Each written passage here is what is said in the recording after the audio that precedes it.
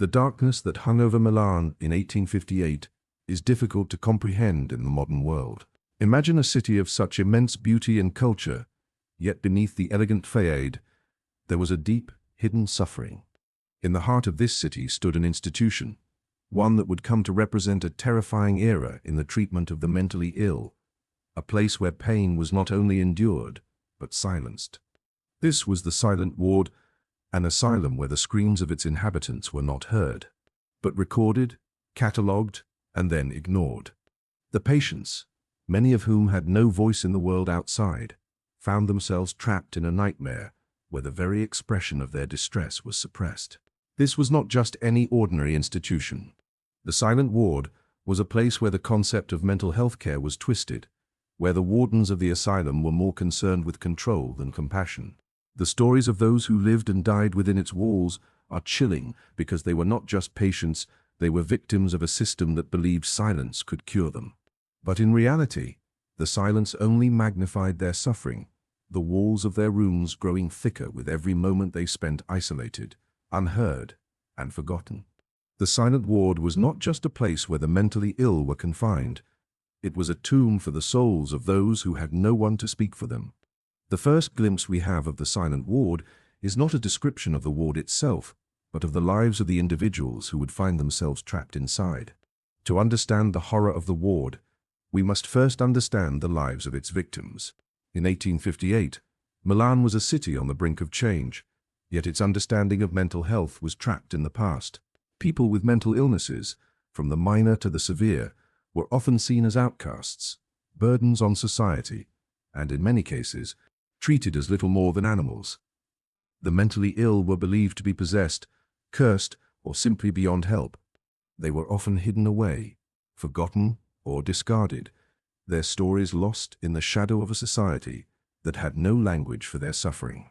Asylums were popping up all over Europe in the mid-19th century, ostensibly to offer care and treatment to those who were mentally ill. However, most were little more than warehouses for human beings who were deemed inconvenient or abnormal. Milan's silent ward was no exception. On the surface, it promised the possibility of treatment, but behind closed doors, it became a place of unimaginable cruelty. The building itself was stark, cold, and lifeless, designed not for comfort, but for control. Inside, the conditions were far worse than anyone outside could have imagined. The patients were not seen as individuals with unique needs, but as objects to be managed, monitored, and ultimately forgotten. The ward's design reflected this dehumanizing philosophy. Soundproof rooms designed to isolate the patients from each other, from the outside world, and even from their own cries for help. Silence was not just a side effect of the conditions, it was the very essence of the treatment. The patients were not allowed to express their emotions, their pain, their fear. Any sound, any cry for help, was a breach of the ward's cold, sterile order. But it was the screams that were the most disturbing. They were not the screams of angry patients, the result of frustration or rage, but rather the desperate, guttural cries of those who had been broken by the system. The patients were often drugged, sedated, or restrained to keep them from speaking or moving. But there were moments, rare moments, when the screams broke through the suffocating silence. When that happened, the staff of the ward did not rush to comfort the distressed, nor did they investigate the cause of the screams. Instead, they simply recorded them, added them to a growing collection of sound recordings. They were nothing more than data points, clinical entries in a logbook, not cries of human suffering. What was the purpose of these recordings? Why were they made in the first place? The truth behind the recordings is as unsettling as the existence of the ward itself. The staff, possibly in an attempt to study the effects of their methods, began to record the sounds of their patients. These recordings, captured in an era when such things were still in their infancy, became a disturbing archive of suffering. But these sounds, these screams, were never meant to be listened to with empathy. They were not cries for help that demanded action. They were simply noises to be catalogued, studied, and ultimately forgotten. Imagine for a moment the psychological toll that would take on a person. To be locked away, unable to move, speak, or even acknowledge your own pain without fear of punishment. The silent ward was not a place where patients were given the opportunity to heal. It was a place where they were forced to endure an existence of passive suffering. The very concept of the institution of the ward was built on the idea that silence, enforced isolation, and sedation could cure what was seen as an affliction of the mind. But the real question that remains unanswered, even to this day, is how many of those who were housed within its walls were actually in need of care, and how many were simply the victims of a system that failed to understand the very nature of mental illness. For many of the patients, the ward became a prison from which there was no escape. The sounds of their screams, their cries, their desperate pleas for help were recorded by the staff, but they were never answered. No one came to release them from their torment. The silence, once meant to contain the noise of the patients, ultimately became a cruel reflection of their own helplessness. In that silence, the lives of the patients were erased. They were forgotten. They became mere echoes of voices lost in time, unable to speak for themselves, unable to be remembered by the world that had cast them aside. The implications of this silent suffering are staggering. The idea that the medical staff at the silent ward could record the screams of their patients without any sense of urgency or empathy speaks to the dehumanizing practices of the time. It reflects a medical world that was still evolving, still trying to understand the complexities of the human mind, yet was woefully ignorant of the deeper needs of those it was meant to help. The silent ward may have been a product of its time, but the cruelty it embodied raises profound questions about how far we have truly come in understanding and treating mental illness. But the silent ward is not just a relic of the past, it is a reminder of the darker impulses that can take root in systems of power. It shows what happens when we stop listening to those who need help most. It reminds us of the importance of empathy, of hearing the screams, whether they are literal or metaphorical, and responding with care and compassion. The silent ward is a chilling testament to the danger of silence and the price we pay when we allow others to suffer without hearing their cries. Today, the history of the silent ward is one of tragedy and lost voices. The patients who suffered there are long gone, but their stories live on in the recordings, in the remnants of the building, and in the lessons we have learned or should have learned from their torment. We may never know the full extent of the horrors that took place within those walls, but what is clear is this. The silent ward was not just a place where screams went unheard. It was a place where lives were silenced. And in that silence, the true horror of what happened there may never fully be understood. In the mid-19th century, Milan was a city of contrasts, a place where the old world of monarchy and aristocracy collided with the new energies of industrialization and scientific innovation. A city where centuries-old traditions were slowly being overtaken by the winds of change. Yet beneath this facade of progress, a darker reality simmered beneath the surface.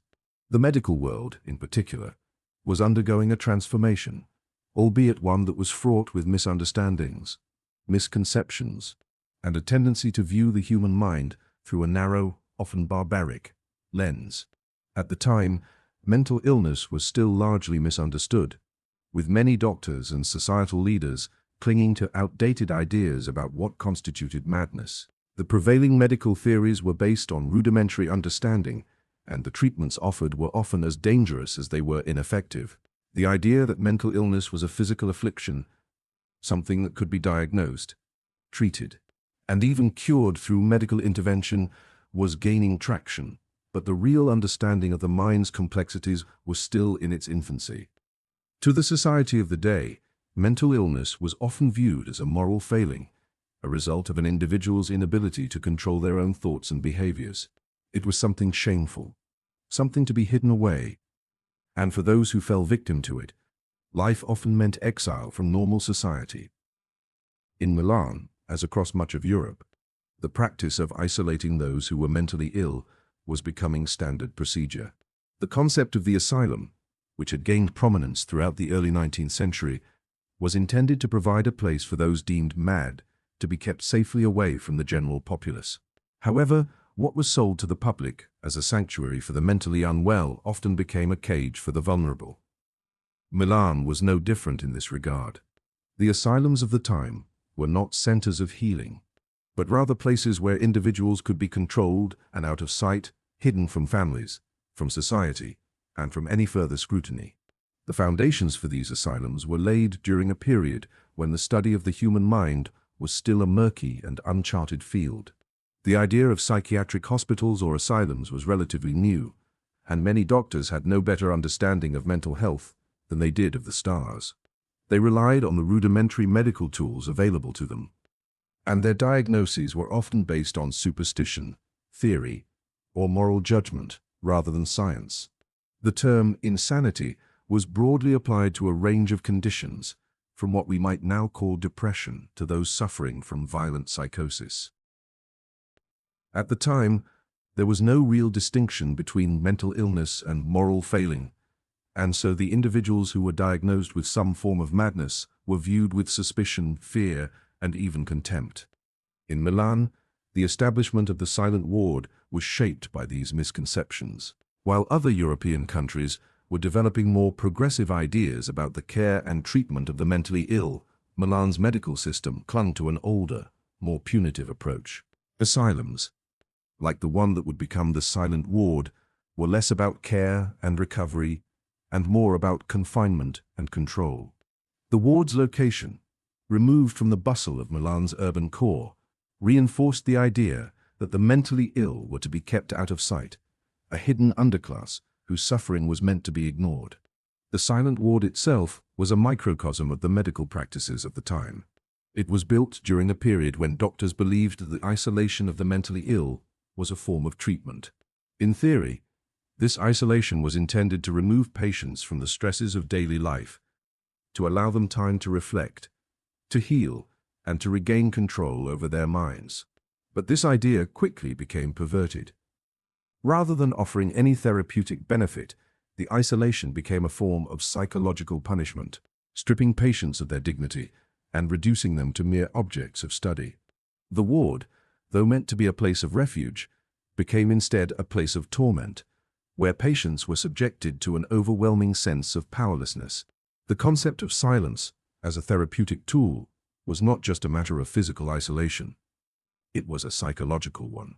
The architects of the silent ward understood the power of sound, how it could influence emotions, trigger memories, and create sensations of safety or terror. In the absence of sound, the mind is left alone with its own thoughts, often amplifying anxiety, confusion, and fear. For patients already struggling with their own mental turmoil, the enforced silence would have only deepened their distress. The ward was designed to be a place where even the smallest sound, whether it be the murmur of a voice or the scraping of furniture, was eliminated. Rooms were soundproofed to ensure that patients could not communicate with one another. It was a place of absolute quiet, but it was not peaceful. It was a place where even the most basic expression of humanity, such as a cry for help, was stifled. Medical theories at the time also suggested that mental illness was a contagious malady. As such, patients were often segregated, not only by their diagnoses, but also by their gender, age, and class. Those deemed more dangerous were kept in even stricter conditions, sometimes shackled or heavily sedated. The idea was that by isolating patients and keeping them apart from one another, they could not influence each other, thus preventing the spread of their condition. This fear of contagion led to further dehumanization. The patients were not seen as individuals with unique personalities or struggles, but as faceless masses whose illnesses were a threat to the general public. As Milan's medical community grappled with these primitive ideas about mental illness, they also relied on experimental treatments that were often just as damaging. The methods used in asylums were frequently cruel and based on the belief that mental illness could be cured through physical means. Bloodletting, electroconvulsive therapy, and even lobotomies were practiced, though the medical world was still learning what effects these treatments might have. The silent ward was no exception. While the staff may have believed they were administering treatment, the reality was that these methods often left patients in worse conditions than when they arrived. Many who were sent to the ward would never leave, their lives reduced to a series of notes in medical ledgers, their fate sealed by a system that did not care to understand their suffering. Yet despite these horrors, the existence of places like the silent ward was not universally seen as evil or inhumane. There were many at the time who genuinely believed that isolation and strict discipline were necessary for curing mental illness. Some believed that the mind, like the body, could be trained through discipline and structure. This philosophy was pervasive throughout much of the medical community, and it reflected the broader societal attitudes toward mental illness. The mentally ill were not seen as deserving of empathy or compassion. They were seen as burdens to society, individuals who needed to be controlled rather than cared for. The ward's design, its quiet, sterile walls, and its rigidly controlled environment, reflected the mentality of the time. It was built not to heal, but to contain. It was built to suppress the human emotions of its patients, to quiet their minds, and to rid them of the behaviors that society deemed undesirable.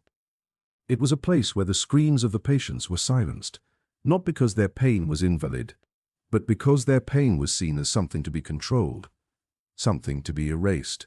In this way, the silent ward was a product of its time, shaped by a society that feared the unknown and was eager to suppress anything that could not be easily understood or controlled. Milan, with its elegant streets and vibrant culture, was not immune to these darker impulses. The silent ward stands as a haunting reminder of how the medical profession and society at large viewed mental illness through a lens of ignorance and fear, and how that fear led to the creation of institutions that caused more harm than good.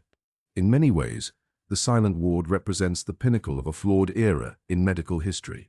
It was a place where compassion was replaced by control, where silence became a tool of oppression rather than healing, and where the suffering of the vulnerable was systematically ignored.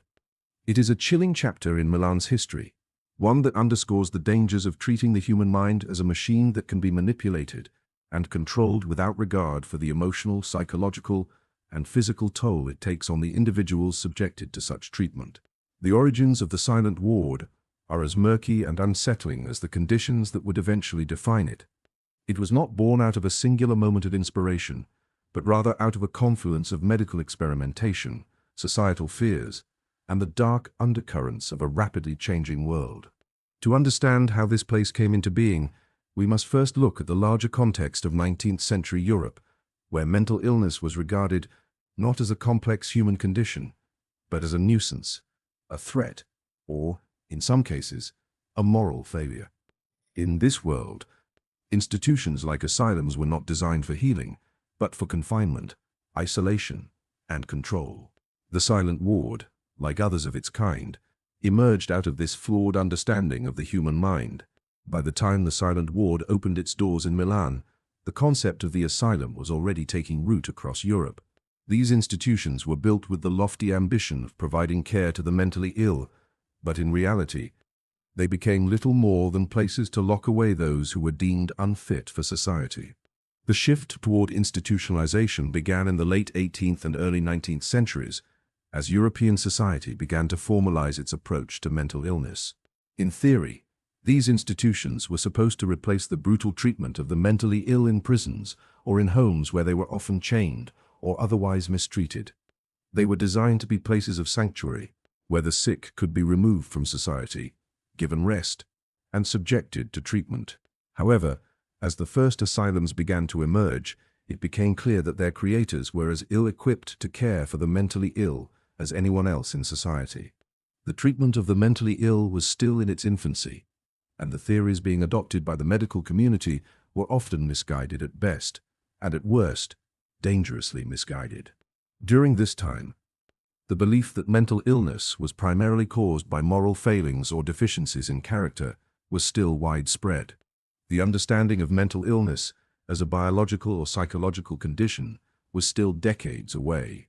Consequently, asylums like the silent ward were built not to cure, but to control, to lock away people who were seen as disruptive or dangerous, and to remove them from the public eye.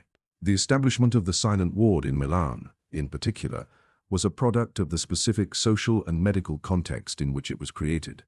By the time it was founded, the practice of keeping the mentally ill in asylums had become an accepted part of life. Milan, like much of Italy, was still recovering from decades of political instability and upheaval. The city had been part of the Austrian Empire until the mid-19th century, and its medical practices and infrastructure had not been modernized to the extent of other parts of Europe. The rise of industrialization had made Milan a bustling hub of commerce and culture, but it had also brought with it the darker realities of urbanization.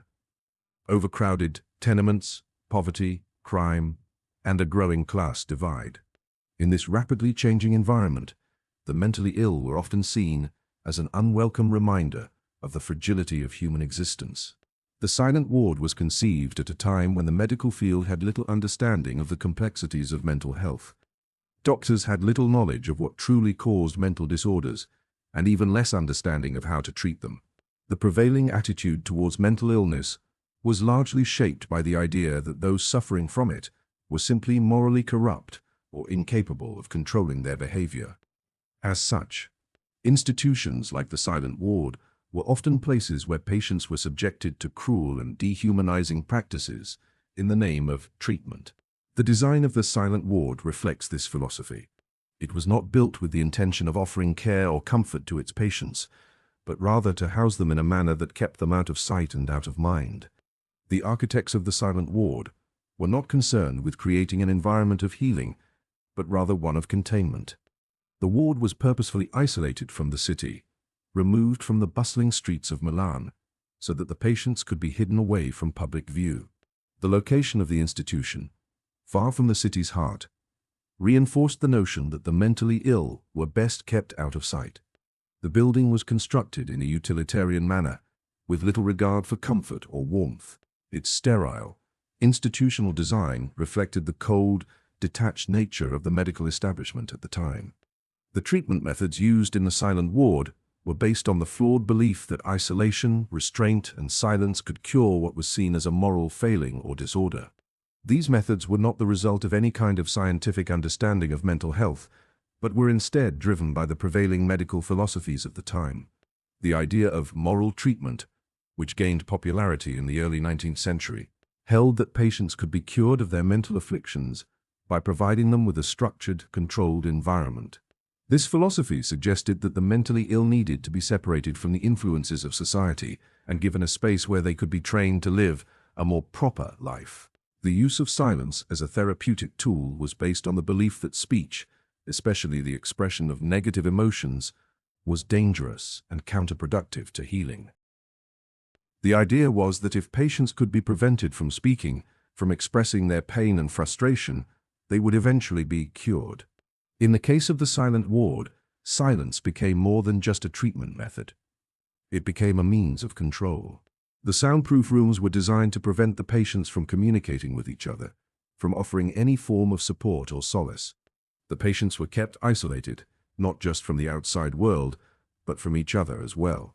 This was not a place where conversation could happen, where support networks could form, or where patients could share their experiences. In the cold, oppressive silence of the ward, the patients were forced to face their own thoughts, their own suffering, and their own isolation. The design of the ward also reflected the prevailing belief that the mentally ill should be segregated based on their condition. The asylum was not just a place for the mentally ill.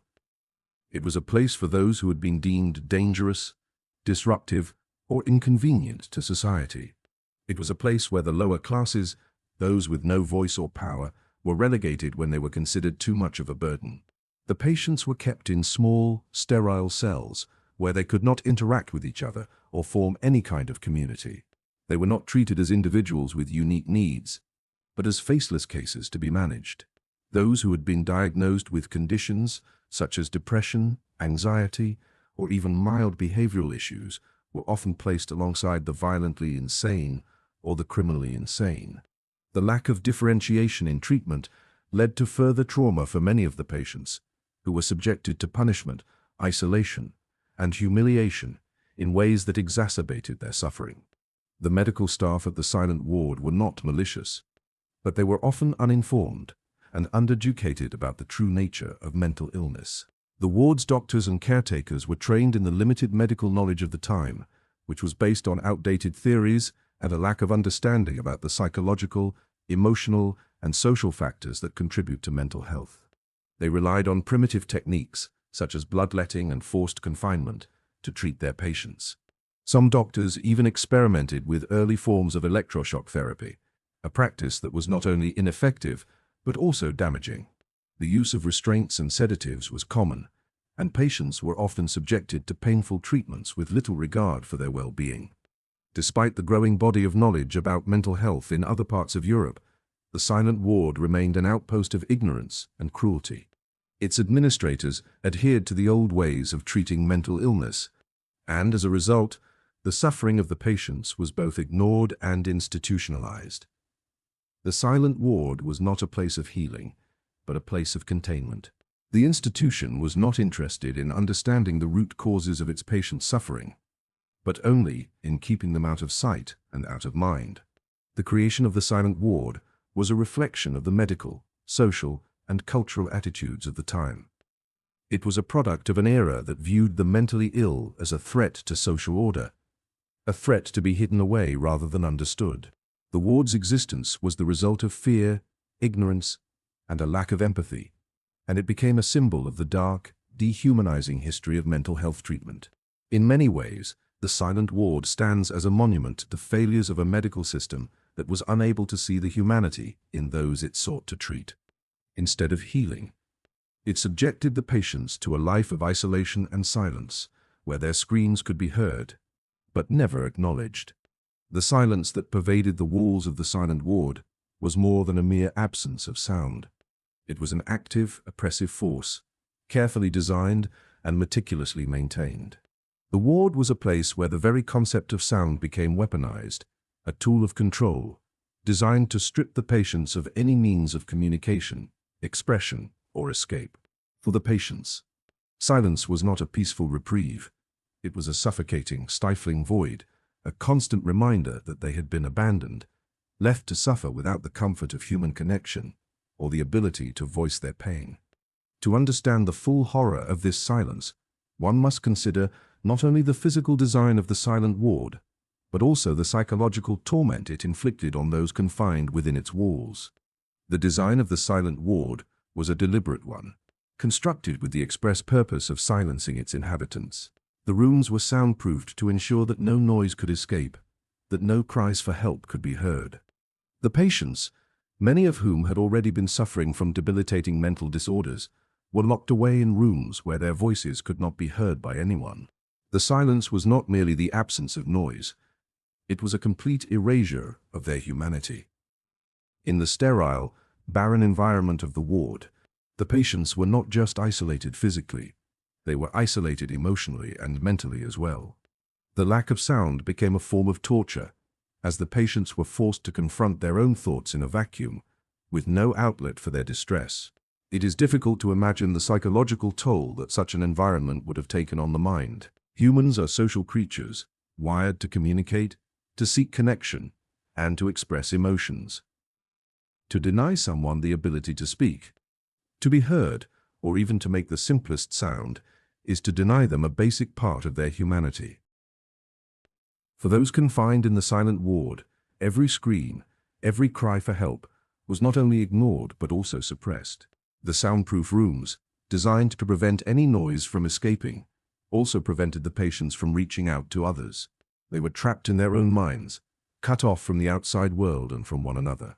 The silence became a prison more confining than any physical barrier, a psychological weight that only added to their suffering. The ward's design made it almost impossible for the patients to communicate with each other. No one could hear the sounds of distress coming from the adjacent rooms, and the patients had no way of knowing whether anyone else was even alive in the ward. This isolation, this enforced silence, magnified the patient's sense of powerlessness. They were left alone with their thoughts, with their fears, with the unrelenting weight of their own suffering. The silence was a constant reminder that they were cut off from the world, that they were invisible, that no one cared enough to listen to their cries. For some patients, the silence may have been the most terrifying aspect of their confinement. To be locked away in a room where no sound could be heard, where no one could offer comfort, where the mind was left to spiral into deeper and deeper states of despair. This would have been a terrifying experience. The human mind is not designed to exist in complete silence for extended periods. Without external stimuli, the mind begins to turn inward, to magnify small thoughts into overwhelming ones, to imagine threats where none exist. In the case of the silent ward, the silence served not as a cure for mental illness, but as a magnifier of it. The patients, already vulnerable, were pushed further into their suffering by the very environment meant to contain them. The silence also had a deeply dehumanizing effect on the patients. Human beings need to be heard. It is a fundamental part of our identity. The act of speaking, of making a sound, is an essential way of expressing who we are, of communicating our thoughts, feelings, and needs. By denying the patients the ability to speak, the ward's administrators stripped them of this basic human right. They were reduced to mere objects, their pain and suffering ignored, their very voices erased from existence. The silence that surrounded them was not a neutral absence. It was an active, brutal force that reinforced their sense of worthlessness and invisibility. But perhaps the most haunting aspect of the silent ward's design was its utter indifference to the suffering of the patients. The silence was not merely a passive byproduct of the ward's architecture. It was an intentional, calculated decision made by those in power. The staff at the silent ward were not ignorant of the psychological effects that silence could have on the patients. They were well aware that depriving the patients of their voices and their ability to communicate would have a devastating impact. But this was the point. The patients were not being treated for their mental illnesses. They were being controlled, subdued, and pacified. Their suffering, their cries for help, were irrelevant. The ward's primary goal was not healing, but containment. The patients' voices, those cries, those pleas, were a threat to the orderly silence that the staff sought to maintain. To allow the patients to speak, to express themselves, would have been to acknowledge their humanity. And in the silent ward, the last thing the patients were allowed to have was their humanity. There is something profoundly disturbing about the idea that the staff at the silent ward could listen to the recordings of the patients' screams without any real sense of empathy. These recordings, which have since become one of the most haunting legacies of the ward, were made as a clinical exercise data, to be studied, catalogued, and filed away. They were not made as a means of understanding or intervening in the patient's distress. The staff did not rush to comfort the patients when their cries pierced the silence. Instead, they simply recorded them, as though the screams were no different from any other piece of data. The idea of recording such human suffering without any attempt to intervene or help is perhaps one of the most chilling aspects of the silent ward. It underscores the complete detachment, the clinical coldness, with which the patients were treated. The silence of the silent ward was, in many ways, the perfect metaphor for the way the patients were treated. They were silenced, not just by the walls that contained them, but by the very people who were supposed to care for them. Their voices were ignored, their suffering was disregarded, and they were reduced to mere subjects of study.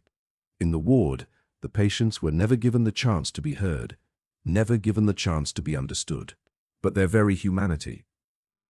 The medical staff who ran the silent ward may have believed that silence was a necessary part of treatment.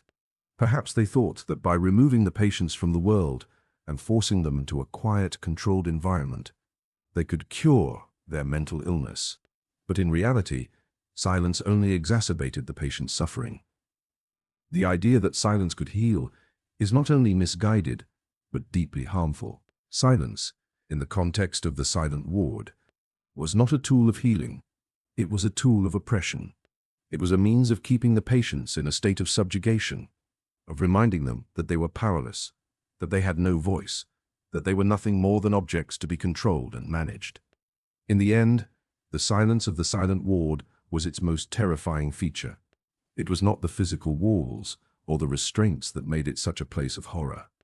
It was the silence, the absence of any acknowledgement of the patient's pain, the absence of any hope that someone would hear their cries and come to their aid. The silence was not just a symptom of the ward, it was its essence. And in that silence, the patients were not just forgotten. They were erased, left to suffer alone, unheard and unseen. The patients of the silent ward were not merely statistics or names on a ledger. They were real people with histories, families, hopes, and dreams. Yet within the confines of the ward, they were reduced to little more than empty shells, forgotten by the world outside. The majority of them had no say in their fates. They were sent there either by their families, who could no longer care for them, or by doctors who believed that their mental illness made them dangerous or unfit for society. Some were taken in because they exhibited behaviors that were seen as disruptive or strange, while others had been misdiagnosed or misunderstood. Their suffering was compounded by the sheer lack of compassion or understanding shown by those who had the power to help them. Their pain was ignored, their humanity denied, and their cries for help were met with silence. The people who ended up in the silent ward were often from the lower strata of society, those without means, without influence, and without anyone who would advocate for them. Mental illness at the time was not only misunderstood, but it was also stigmatized. Those who exhibited signs of instability or deviance from the norms of society were often viewed as threats, as outcasts who had to be removed from the public sphere.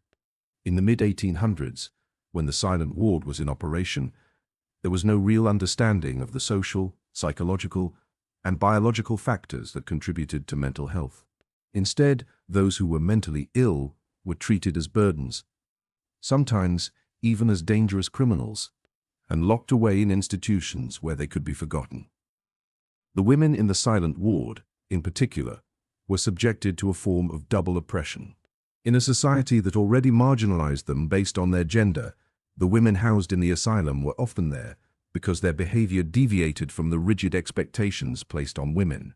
A woman who exhibited anger, depression, or anything other than perfect composure was often considered hysterical or mentally unfit. Many of the women admitted to the silent ward had been labeled as emotionally unstable or socially inconvenient, but often their conditions were exacerbated by the stifling expectations of their roles in society. A woman who had been subjected to domestic abuse or who was simply struggling with the emotional weight of her responsibilities might find herself labeled as insane, not because of any real medical condition, but because her pain was seen as a threat to social order. Men who found themselves at the silent ward were often the victims of similar misjudgments. Some had been diagnosed with disorders like depression, schizophrenia, or bipolar disorder, conditions that were poorly understood at the time and often viewed through a lens of moral deficiency or personal failure. Others were sent to the ward for exhibiting behaviors that were considered socially disruptive, individuals who were too loud, too argumentative, too challenging to the norms of the time. But some patients did not fit any of these categories. There were also those who had no clear diagnosis, whose mental state could not easily be categorized. These were the ones whose cries for help were ignored, whose suffering was ignored because it could not easily be explained by the simple frameworks that doctors had at their disposal. Perhaps the most tragic of all the patients were those who had no voice to advocate for them, those who had been abandoned by their families, who had no support system to rely on, and who had no chance of ever being released from the silent ward. These individuals were left to rot in silence, without even the occasional contact or companionship of a loved one. Their lives, their stories, were erased by time, and their suffering went unrecorded in any meaningful way.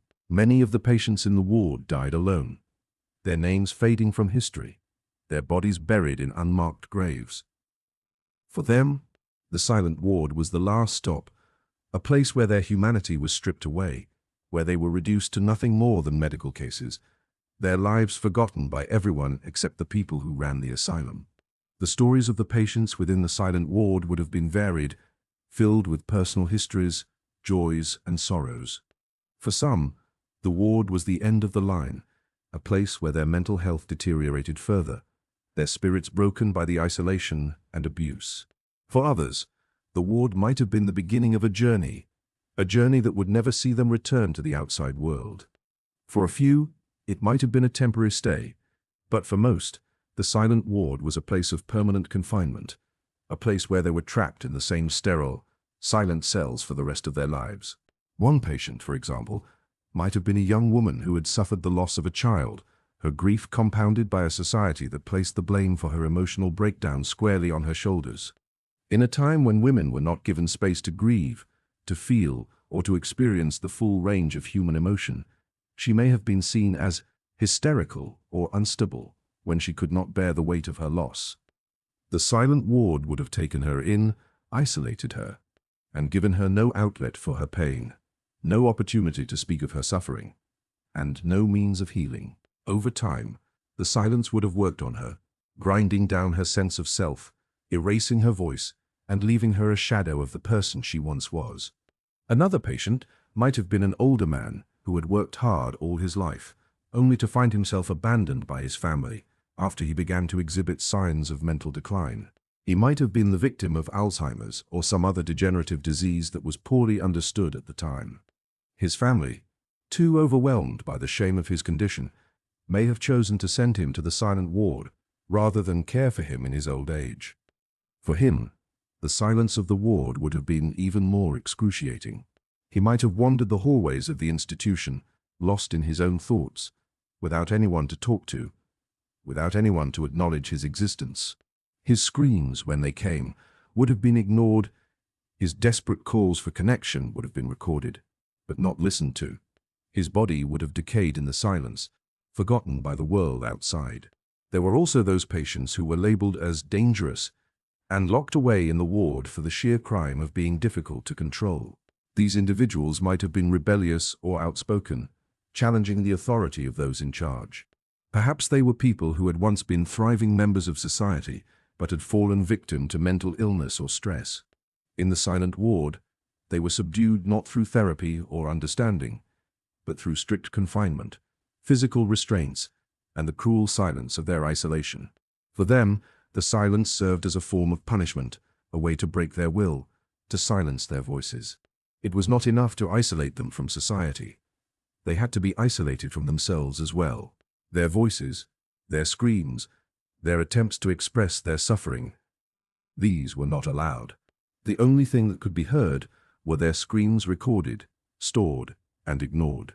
The tragic reality for many patients in the silent ward was that they were never given the opportunity to be heard.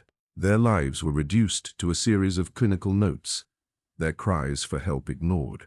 The recordings made by the staff were not meant to be a tool of intervention or compassion. They were simply documentation, sound bites of human suffering that were catalogued and forgotten. The patients were never seen as individuals who had something to offer, something to say. They were just objects in a system that cared little for their well-being. Ultimately, the patients of the silent ward were not just victims of a broken medical system, they were victims of a society that was unwilling to listen. Their voices were silenced, not just by the walls that confined them, but by the indifference of those who ran the asylum, by the stigma that surrounded mental illness, and by a medical establishment that had no real understanding of what it meant to be mentally ill. For these individuals, the silent ward was not just a place of physical confinement. It was a place where their very humanity was erased. The very name, silent ward, evokes an eerie, almost suffocating silence, but the truth about the place is far more insidious. While its design was centered around controlling noise, the true horror lay in the way this silence functioned as a tool of oppression. Silence, in this case, was not merely the absence of sound. It was a mechanism of control, a strategy employed by the ward's administrators to strip away not just the patient's ability to communicate, but their sense of agency, their dignity, and ultimately their humanity. Those confined within the walls of the silent ward found themselves trapped in a psychological and emotional vacuum, a place where their suffering was not only ignored, but actively suppressed. The very nature of mental illness during the 19th century was misunderstood, and as such, many people with mental health struggles were subjected to cruel treatments that did more harm than good. The medical world at the time operated under a set of limited, misguided ideas about mental health, and treatments were often based more on superstition than on scientific understanding. To the medical professionals in charge, mental illness was something that needed to be controlled, hidden from public view, and silenced. The silent ward was the manifestation of this philosophy. It was not a place of healing, it was a place of confinement, a place where the mentally ill were forced to disappear into silence. The patients within the ward were not allowed to speak, not because their condition would have made their voices unintelligible or incoherent, but because the people in charge of their care believed that their voices were not worth hearing. Mental illness, in the eyes of the doctors and staff, was something that needed to be suppressed, contained, and hidden from society. The patients were stripped of their right to communicate, to express themselves, or to seek help in any meaningful way. If a patient dared to scream out in pain or in fear, their cries would be ignored, recorded as data, and stored away for later examination. Their screams were seen not as desperate calls for help, but as nuisances, as distractions from the orderly environment the staff sought to maintain. This brutal suppression of voice was not only an ethical violation, it was a cruel misunderstanding of the very nature of mental health. The staff at the silent ward assumed that by silencing the patients, they could prevent further deterioration or outbursts. What they failed to understand was that the very act of silencing someone, of stripping away their ability to communicate their inner world, could deepen their sense of isolation and despair. Far from offering any form of healing, the enforced silence of the ward was a tool of punishment, one that sought to break the spirits of those who were already suffering from mental afflictions. It is easy to imagine the frustration and horror that would have been felt by the patients within the silent ward. Their minds, already troubled by whatever affliction had brought them there, would have been further tortured by the constant, oppressive silence. Imagine being locked away in a sterile, soundproof room, unable to speak, unable to reach out to anyone for comfort, unable to even express the pain you felt inside. Every attempt to communicate, to scream for help, would have been met with an indifferent silence. No one would come to offer reassurance or understanding. The very act of crying out would have been treated as something to be suppressed, something to be cured. It was as though the patients were not seen as people anymore, but as objects to be controlled, to be kept in check by the simple, devastating power of silence. While the patients were subjected to this quiet isolation, the staff of the silent ward maintained their clinical detachment, recording the patient's behaviors and symptoms as though they were studying lab rats. There was little to no compassion for the suffering being experienced by the patients. In fact, the idea of compassion was seen as irrelevant, perhaps even counterproductive. The goal of the ward was not to understand the patients as individuals, but to manage them, to keep them in check, and to monitor their condition, as though they were nothing more than cases to be observed. The silence of the ward became a tool of medical authority, one that allowed the staff to maintain control over the patients without ever truly addressing their needs or their pain. Perhaps the most disturbing aspect of this system was the way in which the patient's screams were treated as data. These screams, which represented the raw, unfiltered pain of a human being trapped in an environment that offered no hope or solace, were recorded not out of a desire to understand the patients, but out of a clinical interest in their behavior. The recordings were stored, catalogued, and analyzed in much the same way one might examine the behaviors of an animal in an experiment. The screams were seen as phenomena to be studied, not as evidence of the patient's suffering. This complete disregard for the humanity of the patients is a chilling reminder of how disconnected medical professionals were from the true needs of those they were supposed to help. What makes the silence even more horrifying is the way it reflected the attitudes of society toward mental illness during this time. People with mental health issues were often viewed with suspicion and fear. They were seen as a threat to the social order, as individuals whose struggles made them dangerous, unpredictable, and untrustworthy. Society did not understand mental illness, and as a result, it pushed those who suffered from it to the margins, where they could be hidden away, controlled, and silenced. The silent ward was not just a medical institution. It was a reflection of society's fear and misunderstanding of mental illness, a place where those who were deemed other could be erased from view, rendered invisible by the very silence that permeated the space. The silence of the ward was not a passive absence of sound. It was an active force that worked to diminish the patient's humanity by removing their ability to speak. The ward's administrators attempted to strip away their sense of identity. People who were mentally ill were already seen as somehow less than by society, and the silent ward took this dehumanization to an extreme. Patients were forced into a state of quiet submission, where they could not express themselves, could not voice their suffering, and could not even hope for connection. They were reduced to their illnesses, defined by their diagnoses rather than by the lives they had lived before their confinement. The psychological effects of this silencing were profound. A person who is not allowed to express their emotions or communicate their inner experiences begins to lose a sense of self. The voice, both literal and metaphorical, is a key part of a person's identity. It is through speech that we connect with others, that we share our stories, that we assert our humanity. When this is taken away, when a person is denied the ability to speak or be heard, they begin to lose touch with themselves. The sense of isolation becomes overwhelming, and the pain that they are already experiencing is magnified by the absence of any form of recognition or empathy. The enforced silence of the silent ward was not merely a passive experience for the patients. It was an active form of psychological abuse. The silence became a tool for stripping away their will, their sense of identity, and their hope. Over time, this constant isolation would have led to a deep sense of despair, as the patients' cries for help went unanswered, their suffering unnoticed. For some, the silence would have been unbearable, a constant reminder that they were invisible, that they were nothing more than forgotten souls locked away in a room that offered no escape. What is perhaps most chilling about the silence in the silent ward is the way it became institutionalized. The ward's design was not a temporary measure or an oversight. It was part of a larger system of control that sought to manage, rather than understand, mental illness. The silence was not an unfortunate consequence of poor design.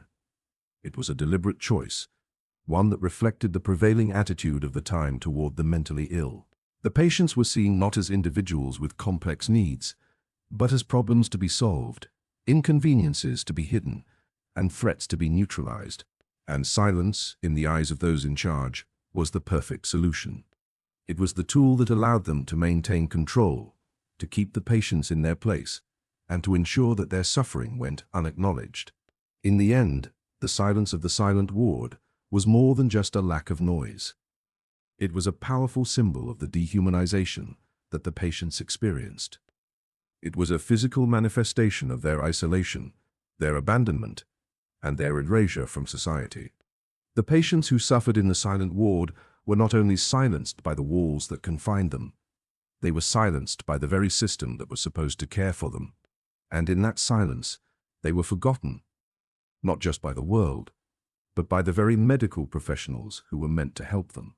The silence was not a cure, it was a condemnation, one that trapped the patients in a world where their suffering was invisible, their voices unheard, and their pain unacknowledged. The silence in the silent ward was not just a form of isolation. It was a deliberate means of control, a chilling mechanism that worked to subdue the minds of its inhabitants.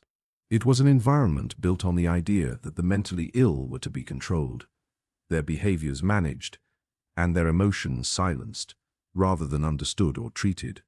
But for all its effort to suppress the patients, it cannot be denied that the true horror of the silent ward lay in the way it mirrored the wider societal attitudes towards mental illness. At the time, mental disorders were still largely misunderstood, and the treatments administered reflected the medical ignorance of the era. The patients of the silent ward were not just isolated.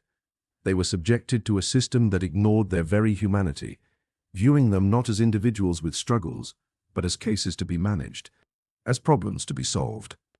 In order to truly understand the lasting legacy of the silent ward, we need to look at the broader implications of how mental illness was perceived and treated during the 19th century. At that time, the mental health care system was in its infancy.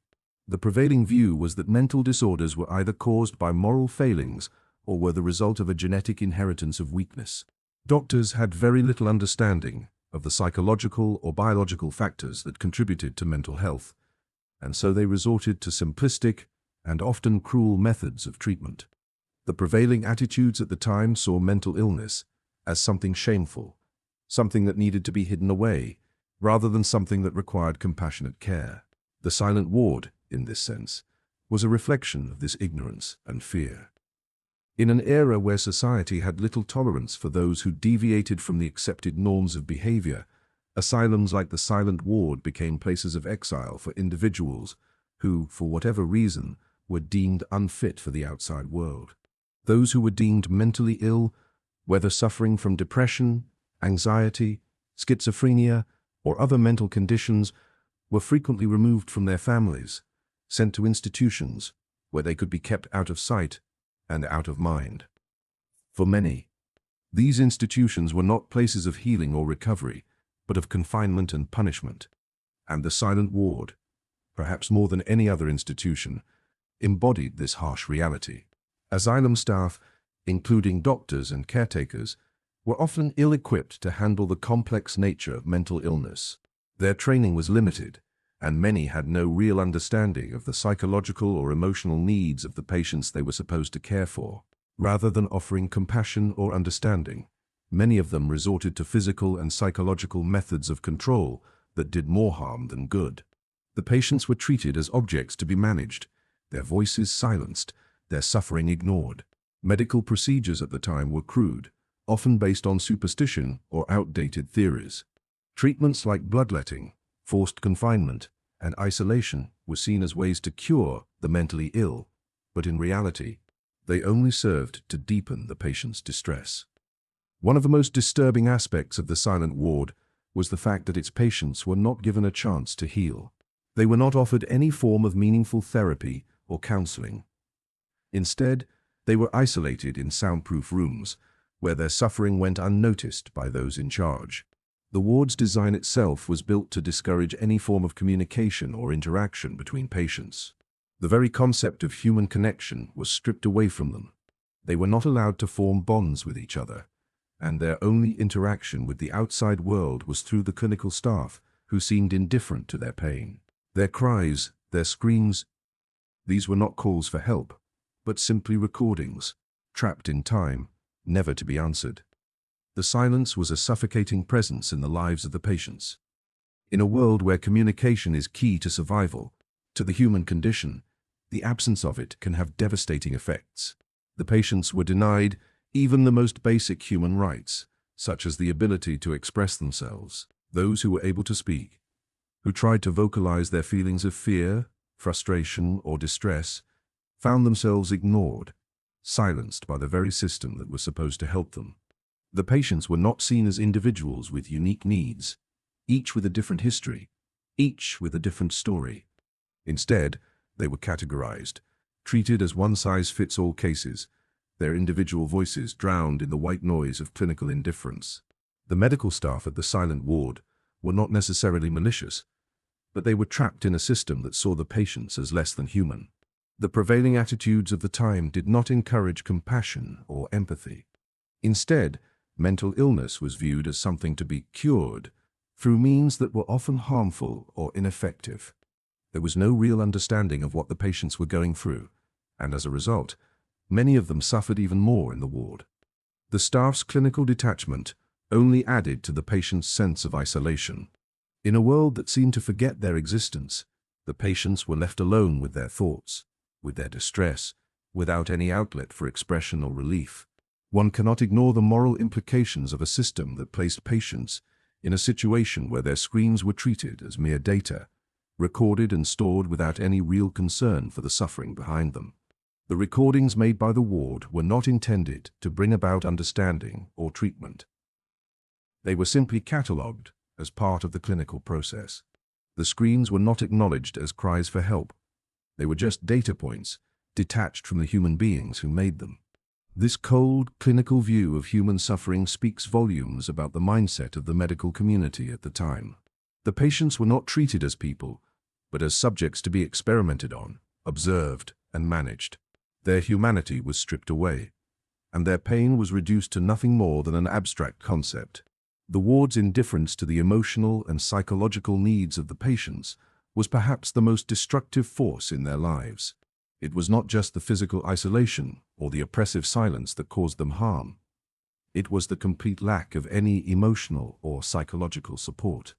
In an era when mental health was so poorly understood, the patients had no means of understanding what was happening to them, and no way to process their experiences.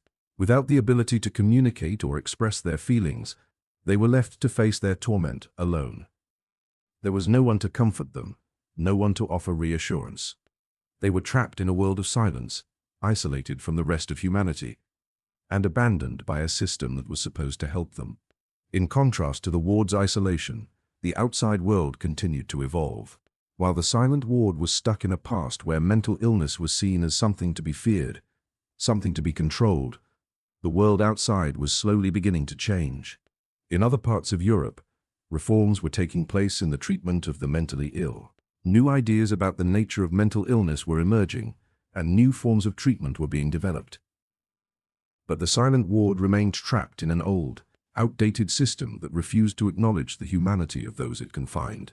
While other asylums were beginning to adopt more progressive methods, the silent ward clung to its cruel practices, maintaining the status quo of repression, control, and suffering. As the 19th century drew to a close, the field of mental health began to make significant strides forward. New treatments emerged, and a more nuanced understanding of mental illness began to take hold. Yet the silent ward remained a stark reminder of how far the medical community had to go in understanding and treating mental health. It was a monument to the ignorance of an earlier era, an institution that embodied everything that was wrong with the treatment of the mentally ill at the time. The patients who suffered there were not just victims of an outdated system. They were victims of a society that refused to acknowledge their pain, their suffering, or their humanity. The legacy of the silent ward is one of profound loss. It is a reminder of the dark history of mental health care, a history in which people with mental illnesses were denied the most basic rights and subjected to inhumane treatment. The ward's cruel silence, its systematic erasure of the patient's voices, serves as a warning of the dangers of ignoring the needs of the mentally ill. It is a testament to the depths of suffering that can be inflicted when society chooses to silence those who are already suffering. The silent ward may no longer exist, but its legacy lives on in the stories of those who were confined within its walls, their screams echoing through history, unheard and unanswered.